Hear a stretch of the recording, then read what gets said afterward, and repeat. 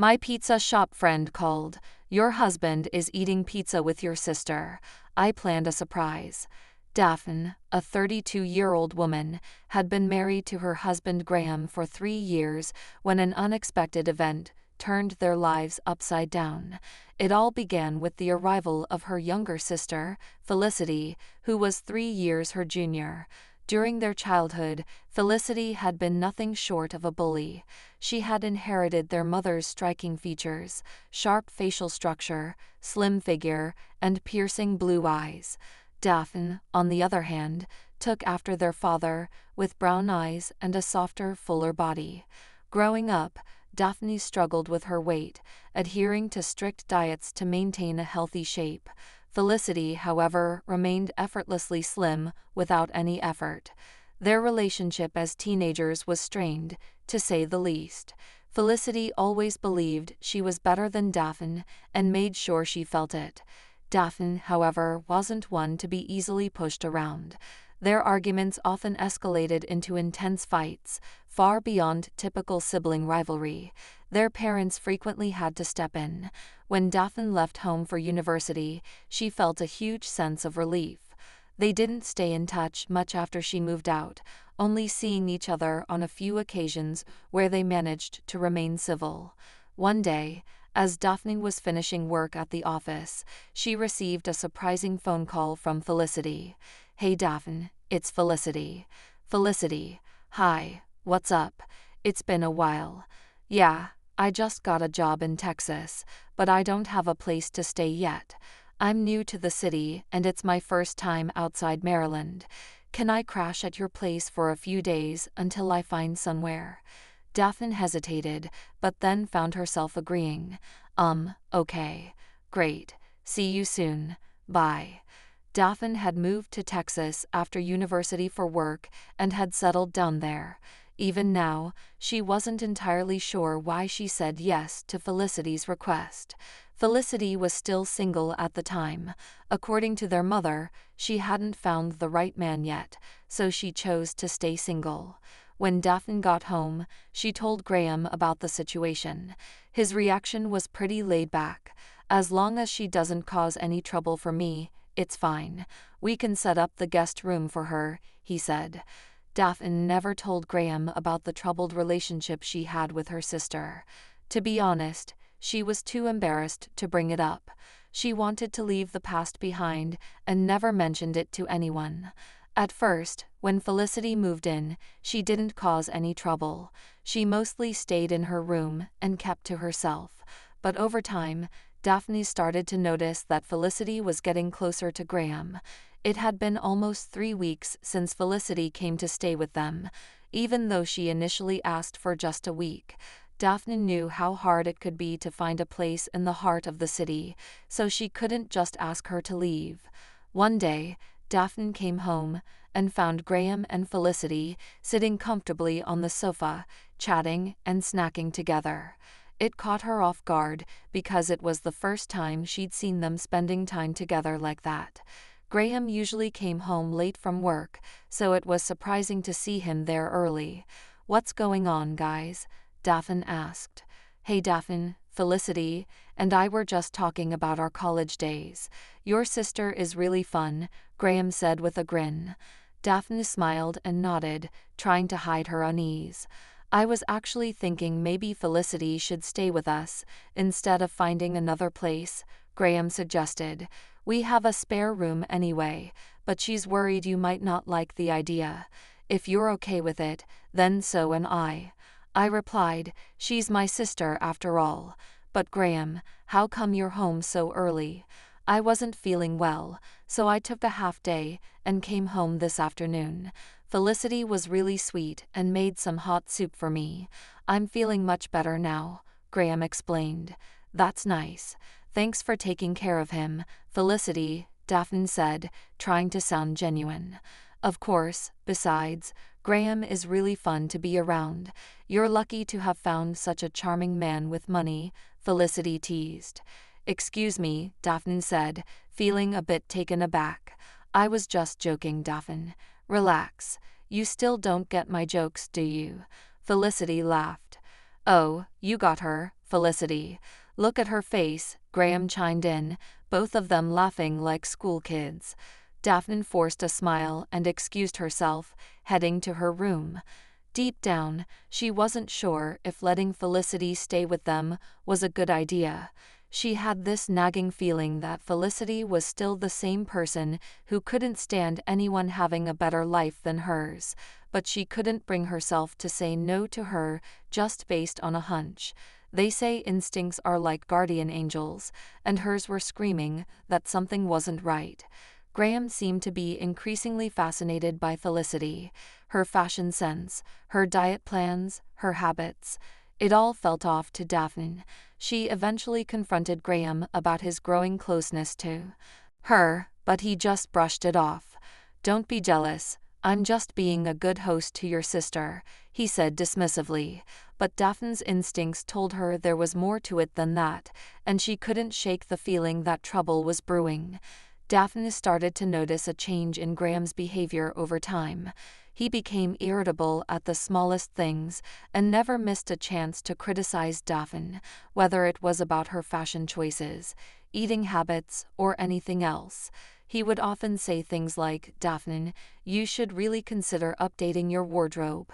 Maybe you could take some fashion tips from your sister." Daphne would respond, "Thanks for the advice, but I think I have a pretty good sense of style, and I'm comfortable with the way I dress." But he'd snap back, "You're just jealous of Felicity, aren't you? She's only 3 years younger than you, but she looks so much more youthful and attractive. Looks like you're too fascinated by my sister, aren't you?" "Dame, I think I married the wrong sister," he once joked, but there was an edge to his voice that made it clear it wasn't just humor. Daphne shot him a look of frustration, but he just shrugged it off. "Come on, I was just kidding. Relax, honey." His so-called humor felt like a constant jab, and it didn't take long for Felicity to join in. Together, they made Daphne feel like an outsider in her own home. The situation escalated 2 weekends later when Daphne was getting ready for an office party. She chose to wear a red gown that she thought looked stunning. "Wow, that's a beautiful red dress," Graham remarked. "It would look absolutely fabulous on you, Connor." His words hit Daphne like a punch to the gut. Felicity, lounging on the sofa, smirked and added, "Daphne's just wasting her money on these dresses. I mean, why spend so much when you're going to look ugly no matter what you wear? I feel sorry for you, darling." Daphne couldn't believe what she was hearing. "Are you both out of your minds? Do you even realize how hateful and cruel you sound?" Graham dismissed her reaction, saying, "Honey, you're overreacting. I just meant you shouldn't waste money on clothes that don't suit you. You should wear something more appropriate for your age, something more comfortable." "Comfortable?" Daphne shot back. "You're only a couple of years younger than me. Besides, it's my choice what I wear. You have no right to dictate that." Felicity chimed in with a smirk. "Such a narcissist, aren't you?" "Graham, how did you even fall for her? Doesn't she look older than you?" "Well, she is 3 years older than me," Graham admitted, his tone almost teasing. "Wow, that must be why we get along so well," Graham and Felicity joked together. "Don't worry, Daphne. People like us just don't get your fashion sense." They both started laughing, sharing in their twisted camaraderie. "Enough," Daphne shouted. "How dare you both sit in my house and gang up on me like this? How dare you speak to me with such disrespect?" Felicity's expression darkened, and she shot back, "You're so insecure, Daphne. Are you seriously accusing me of trying to mess with your husband? Don't you dare twist my words. I'm not like you, desperate and willing to do anything to get what I want," Daphne warned. The tension in the room was palpable, and Daphne knew that things would never be the same. The bitterness and betrayal had driven a wedge between them that couldn't be easily repaired. Daphne stormed out of the house, fuming with anger and cursing herself for ever letting Felicity stay with them. As she walked, she couldn't help but think of ways to get back at those two for turning her life upside down. The next day, Graham approached Daphne with a request that was both surprising and infuriating. "Hey, I think we should give our bedroom to Felicity," he said casually. "What? Why on earth would you suggest that?" Daphne snapped, barely able to contain her frustration. "Well, Felicity's been complaining that her room is too small, the mattress is uncomfortable, and she doesn't like the fixtures in the guest bathroom," he explained. "Isn't that a bit much? We've given her a place to stay, and instead of being grateful, she's nitpicking everything. There's no way I'm giving up our bedroom for her," Daphne shot back. "Come on, she's a guest. We should do our best to make her comfortable," Graham insisted. "Technically, she's not a guest anymore since you've invited her to stay permanently.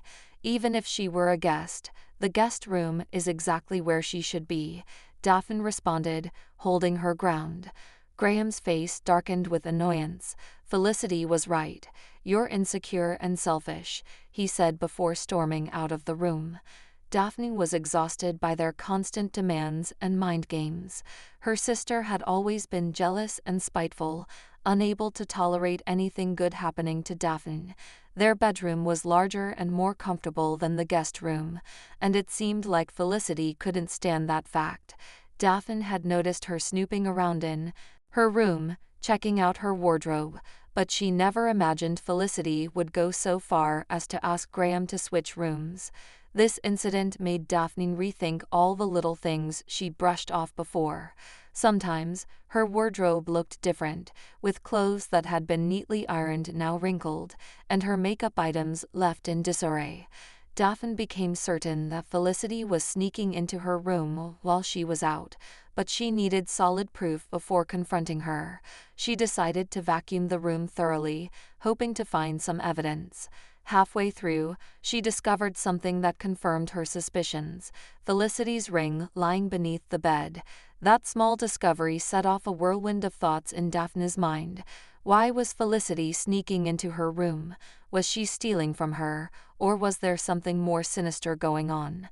The idea that Felicity might be having an affair with Graham crossed her mind, and she knew she needed to confront her in front of him to gauge his reaction. Later that day, Daphne approached Felicity with the ring in hand. "Felicity, while I was cleaning the bedroom today, I found your ring beneath my bed. Here, you might want this back," Daphne said, watching her closely for any sign of guilt or surprise. She handed the ring to Felicity. "Oh, thank goodness you found it. I've been looking for this for days," Felicity said with a calm smile. Daphne watched them both carefully.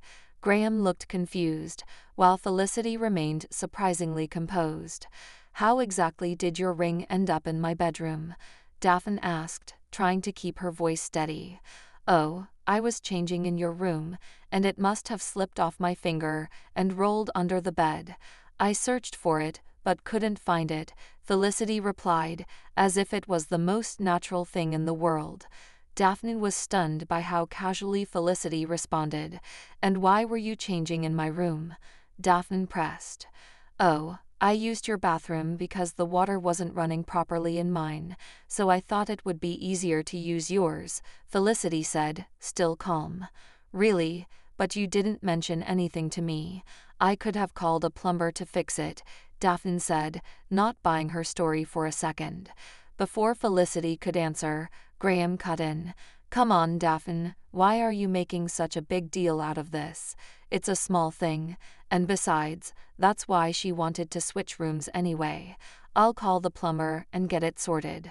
Felicity had always been a master at lying, even when they were kids. Daphne knew Felicity was making up the story on the spot, and she could see that Graham, who had been confused at first, was now completely taken in by Felicity's calm demeanor and smooth lies. It was clear to Daphne that something was going on between them, but she needed solid proof before she confronted them. Otherwise, she would just come across as paranoid. So she decided to bide her time, swallow her anger, and gather evidence. They had lived in that apartment for years, and Daphne had a good relationship with the security guards and the building's caretaker. The next day, Daphne casually struck up a conversation with the guards, trying to gather information about Graham's comings and goings. To her surprise, one of the guards told her that Graham came home every afternoon and then left again before evening. That piece of information was the missing link she needed. She was shocked. He was taking breaks from work to come home and spend time with Felicity, only to return to the office as if nothing had happened. It was infuriating, but Daphne didn't let her anger show. Instead, she began to plan her revenge on both of them. Sleeping in that bed, knowing what had been happening behind her back, made her skin crawl, but the thought of exposing her sister and her deceitful husband kept her going. She knew she had to be smart about it. She devised a plan to finally confront them. Daphne called her parents-in-law and invited them over for lunch, telling them that Graham had been promoted and she was throwing a surprise party to celebrate. She offered to pick them up the next day in the afternoon so they could all arrive at the house together. Little did they know this was all part of her plan to reveal the truth and take back control of her life. She considered calling her parents to witness the shocking scene that was about to unfold, but she hesitated. She was worried her mother might accidentally tip Felicity off, so she decided to keep them out of the loop. The next afternoon, Daphne called the security guard of their building. "Hi, this is Daphne from apartment 255. I can't seem to reach my husband, Graham. Did you see him come home this afternoon?" "Yes, he just arrived a little while ago." "Do you want me to pass a message to him?" the guard replied. "No, that's okay. I'll try calling him on a landline." "Thank you," Daphne said before hanging up. She quickly drove over to her parents-in-law's house to pick them up. "Hey, come on in," Daphne greeted them with forced enthusiasm. "Daphne, why did you plan a surprise on a weekday?" Felicia, her mother-in-law, asked curiously. "Well, Graham called in sick today because he wasn't feeling well, so I thought a surprise party might cheer him up. He'd love to have you both here to celebrate with him," Daphne explained, trying to keep her voice steady. "Oh, I'm so happy for him," Felicia replied, smiling.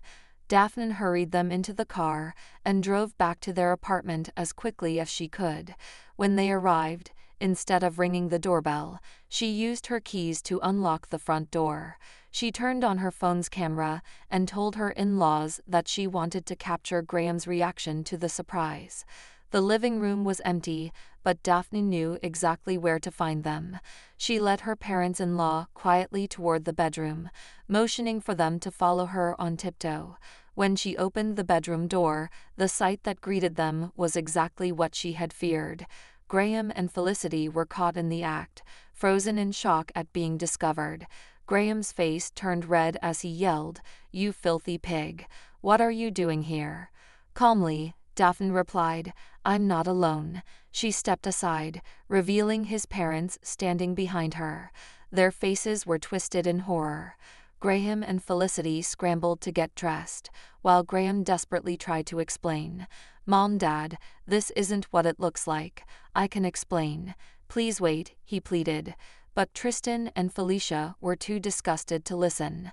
They turned and left the room in shame. Daphne followed them back to the living room, trying to hold back the tears. "Tristan, Felicia, I'm so sorry you had to see that, but I didn't know any other way to expose the truth. Graham is your son, and I knew you wouldn't believe me unless you saw it with your own eyes." Felicia shook her head, clearly struggling to process what had just happened. "I don't even know what to say. I feel so disgusted. I could throw up." Just then, Graham rushed into the living room, his voice desperate. "Mom, please let me explain. This is a misunderstanding. Both of these sisters are trying to frame me." But Tristan cut him off sharply. "Shut up, Graham. Just shut up. Don't act like you're some innocent child who can be easily tricked. We saw exactly what was happening, and there's no excuse for it." Graham stood there speechless as the weight of his actions settled in, and Daphne knew that their lives would never be the same. "I can't stand to look at you, Graham. We're leaving. Don't you dare contact us ever again. You disgust us, Felicia said with a tone of finality. As soon as Tristan and Felicia walked out the door, Graham and Felicity turned their anger on Daphne. You ugly, selfish woman, always playing the victim, Felicity sneered. You've been like this your whole life. I stayed at your house, and instead of being grateful, you accuse me of sleeping with your husband. Wow, I was stupid to think you might have matured, but you're just as awful as you were as a kid. And what about you? Daphne shot back. A pathetic scumbag, who's just as rotten now as ever. Why didn't you tell my husband about your lazy, couch potato teenage years? Embarrassed to admit who you really are. I've had enough of both of you. Daphne shouted, pulling out her phone. I'm sending this recording to Mom and Dad. They deserve to know what kind of daughter they have. Felicity's eyes widened in fear. Don't you dare do that. I'll sue you for framing me. Good luck with that, Daphne retorted. Finally, Daphne pulled out the divorce papers she'd been carrying in her bag and threw them in Graham's face. Both Graham and Felicity were furious, hurling insults at her as she grabbed her bags and left the house. She had already packed her things, so she didn't have to endure their cruelty any longer. She moved in with a friend for a few days until she could find a decent lawyer to help her secure alimony from Graham. Daphne sent the video recordings to her parents, who were horrified and ashamed of Felicity and Graham's betrayal. Her parents wanted her to move back to Maryland, but Daphne was determined to rebuild her life on her own, so she stayed with her friend. 6 days later, Daphne received a call from her mother-in-law, Felicia. Daphne, where are you? Felicia asked, her voice trembling. Felicia, what's wrong? You sound upset, Daphne replied, concerned. It's Graham. He's been arrested for embezzling funds from his company, Felicia said. What? Daphne gasped. Yes, the amount is massive, over $500,000. We need to return the money as soon as possible, or he'll face criminal charges with severe punishment, Felicia explained. $500,000. Oh my God, Daphne whispered, trying to process the information. Yes, and if we don't pay it back, Graham's situation will get much worse, Felicia continued, her voice full of despair. Then why don't you ask him to pay the money back and be done with it? Daphne suggested. Felicity has run off with the money, Felicia explained. The police are looking for her, but we think she's already left Texas. Graham transferred the money to her account to avoid suspicion, but after he got caught, she disappeared. He's been trying to reach her, but she's abandoned him. The shock of it all left Daphne speechless. Felicity had not only betrayed her, but had also run off with the money, leaving Graham to face the consequences alone. Daphne wasn't shocked to learn that Felicity could do something so selfish. She was always a terrible person. Felicia, I understand what you're going through, but after everything I've seen, I'm afraid I can't offer any help to Graham. I'm sorry, but I just can't. But we need to find Felicity and the money to save Graham. Could you help the police by giving them details about Felicity's friends and relatives, where she might be hiding? Felicia pleaded. Daphne paused, taking in all the information. Felicia, it's been over a decade since I left Maryland, but I'll see if I can remember anyone Felicity might be in contact with. After hanging up, Daphne started making a list of friends and relatives where Felicity might be hiding. For a moment, she hesitated. Was it right to give this information to the cops and potentially get her sister arrested? But then, memories of all the humiliation and bullying Felicity had put her through flooded back. She knew that even if Felicity was arrested or the company got the money back, Graham might still escape with only minor consequences. That thought fueled her determination. She decided to take her revenge on both of them and gave all the information to the police. There was no way she was going to let Felicity enjoy that stolen money. One name stood out on her list: Ivy, Felicity's best friend. Ivy was just as devious as Felicity, and Daphne had a strong feeling that Felicity would be hiding out with her. She was right. 5 days later, Felicity was arrested at a bar in Maryland, partying lavishly with Ivy. The police investigation also uncovered that Ivy was deeply involved in the money laundering scheme. It turned out that Felicity and Ivy had been embezzling funds from companies for quite some time. Graham, being the newcomer to their schemes, was charged with lighter offenses and was released on bail after a few months. However, Felicity and Ivy faced much more severe charges. Daphne's parents, disgusted by what Felicity had done, refused to bail her out. While all of this was unfolding, Daphne filed for divorce and alimony from Graham and Felicity. Since both were in jail, they had to pay the alimony from their savings. When Graham was finally released, he struggled to find a decent job due to his criminal record. He ended up losing all his savings to the divorce and court cases, and eventually had to take up an odd job just to get by. As for Felicity, she remains in jail, rotting away with her evil friend Ivy. Sometimes, revenge can be incredibly satisfying. We'd love to hear your thoughts. Please leave a comment below. Also, don't forget to like, subscribe for more awesome stories like this. Stay blessed and healthy. Thank you for watching and see you in the next story. Bye.